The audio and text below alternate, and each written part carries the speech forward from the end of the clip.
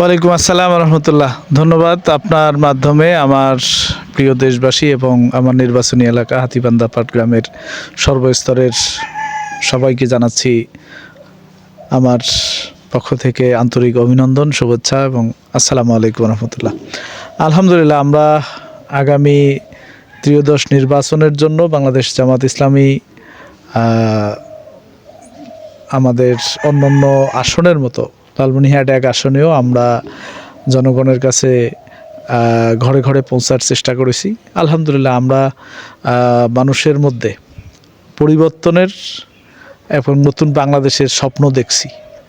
আমরাও স্বপ্ন দেখি এবং বাংলাদেশের মানুষও স্বপ্ন দেখছে।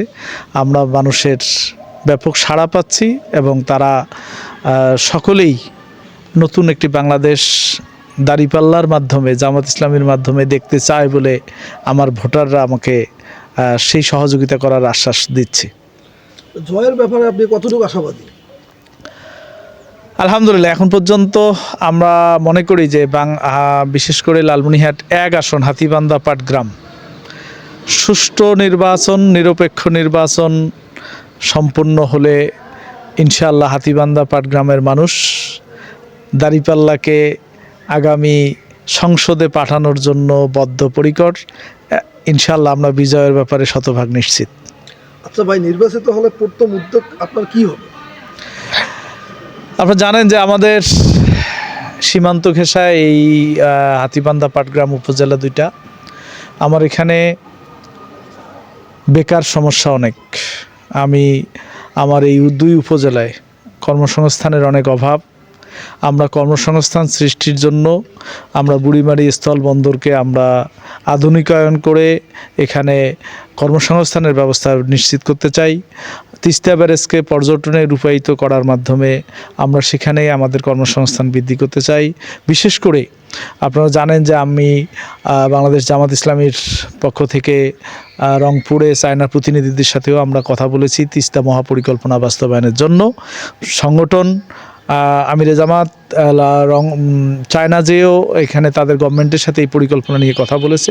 আমরা আশা করি তিস্তা মহাপরিকল্পনা বাস্তবায়নের মাধ্যমেও এখানে অনেক বড় একটা কর্মযোগ্য পরিবেশ তৈরি হবে ইনশাআল্লাহ। আমাদের এখানে হাতীবান্ধায় শালবন আছে, সেই শালবনগুলোকে আমরা পর্যটনে রূপায়িত করতে চাই। আপনি জানেন যে আমাদের বুড়িমারি থেকে লালমনিরহাট পর্যন্ত একটি সড়কটা অনেক ন্যারো সড়ক, তো এইটাকে আমরা 4 লেনে উন্নীত করতে পারলে আমাদের এখানে যোগাযোগ ব্যবস্থাটা বৃদ্ধি পাবে, কর্মসংস্থান বৃদ্ধি পাবে। সর্বোপরি আমার এখানে কর্মসংস্থান বৃদ্ধি, মাদক নিয়ন্ত্রণ এবং বেকার সমস্যাটা সমাধানের মাধ্যমে আমরা শিক্ষিত জনগোষ্ঠীকে যদি ঘুষমুক্তভাবে তাদের চাকরির ব্যবস্থা নিশ্চিত করতে পারি তাহলে ইনশাআল্লাহ আমার এলাকার জনগণ উপকৃত হবে এবং আমার এটার প্রথম প্রায়োরিটি হিসাবে এই কাজগুলো আমি করতে চাই। আচ্ছা ভাই, পরবর্তীতে কী কাজ করবেন? প্রথম কাজের পরে একটা পরবর্তীতে নির্বাচিত পরবর্তী কাজগুলো কী কী এই হাতীবান্ধা পাটগ্রামের মানুষের জন্য কয়েকটা কথা বলেন। আমাদের পরবর্তী বলতে আমাদের বাই রোটেশনে আমরা হাতীবান্ধা পাটগ্রামের শিক্ষার পরিবেশ ফিরে আনতে চাই, সামাজিক পরিবেশ ফিরে নিয়ে আসতে চাই। আমরা আমাদের হাতীবান্ধা পাটগ্রামকে মাদক মুক্ত করতে চাই, হাতীবান্ধা পাটগ্রামকে আমি যৌতুক মুক্ত করতে চাই। হাতীবান্ধা পাটগ্রাম বসবাসের যোগ্য একটি, বিশেষ করে আপনার জানেন যে অনেক রাস্তাঘাট এখন পর্যন্ত হাতীবান্ধা পাটগ্রামে কাঁচা। এই রাস্তাঘাটগুলোকে আমি পাকায় পরিণত করতে চাই। অনেক জায়গায় এখনও আমাদের বিদ্যুৎ আসে নেই, বিদ্যুতের পোল পৌঁছে নেই, সেই জায়গাগুলোতে আমরা পৌঁছতে চাই।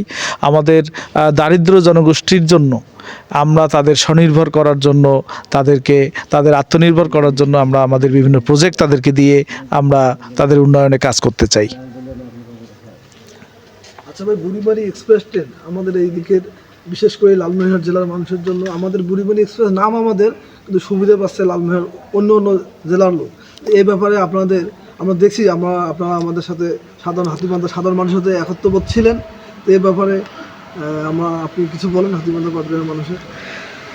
হ্যাঁ, বুড়িমারি এক্সপ্রেস হাতীবান্ধা পাটগ্রামবাসীর আন্দোলনের সাথে আমি সর্বাবস্থায় সকল অবস্থাতেই একসাথে থেকে আমি পাশে দাঁড়ানোর চেষ্টা করেছি এবং আমি এই রেল সচিব রেল উপদেষ্টা ওনাদের কাছে আমি স্মারকলিপি পর্যন্ত আমি দিয়েছি হাতীবান্ধা পাটগ্রামবাসীর পক্ষ থেকে। আমি যোগাযোগ করেছি, আমরা সরকারের ঊর্ধ্বতন মহলের সাথেও আমি কথা বলেছি, তারা বলেছে যে বাংলাদেশে ইঞ্জিন সংকুলের কারণে আমরা হাতীবান্ধা বুড়িমারি এক্সপ্রেসটা বুড়িমারি পর্যন্ত দিতে পারতেছি না।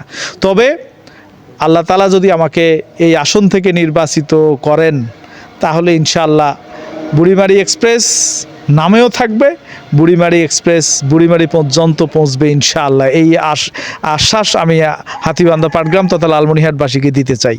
আচ্ছা ভাই, হাতীবান্ধা পাটগ্রামের মানুষের জন্য আপনার শেষ কতটুকু বলে শেষ করেন?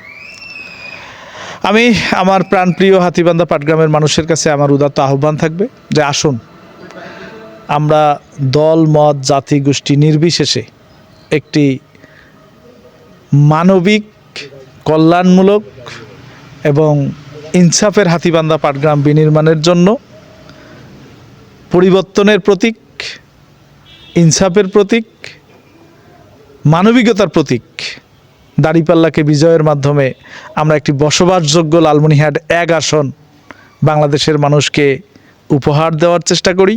সর্বোপরি বাংলাদেশে লালমনিরহাট 1 আসন দাঁড়িপাল্লা নির্বাচিত হলে বাংলাদেশের মানচিত্রের মধ্যে একটি দুর্নীতিমুক্ত, সন্ত্রাসমুক্ত, চাঁদাবাজ মুক্ত, ঘুষমুক্ত আমরা হাতীবান্ধা পাটগ্রাম বাংলাদেশের মানচিত্রে নতুনভাবে সংযোজন করতে সক্ষম হব বলে আমি বিশ্বাস করি ইনশাআল্লাহ।